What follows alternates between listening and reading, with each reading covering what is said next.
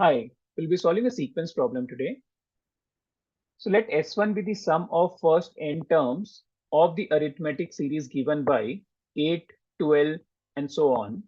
And let S2 be the sum of first n terms of the arithmetic series given by 17, 19, and so on.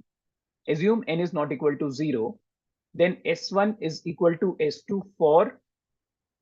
Now we need to solve this problem where two arithmetic series are given to us. So one is 8, 12, and so on. And second series is 17, 19, and so on. Both of them have n terms. The common difference in this series is equal to 12 minus 8 or 4. Common difference of this series is 19 minus 17 is equal to 2. First term of this series is 8. First term of this series is 17.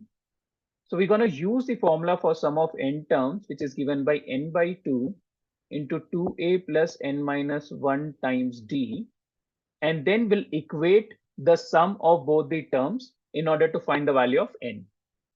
So let's do it for the first series. So n by 2 into first term, which is 8, plus n minus 1 times d, which is 4, is equal to the sum for the second series. So n by 2 into a, which is the first term, 17, plus n minus 1 times d, which is equal to 2.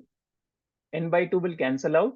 We'll have 16 plus 4n minus 4 is equal to 34 plus 2n minus 2.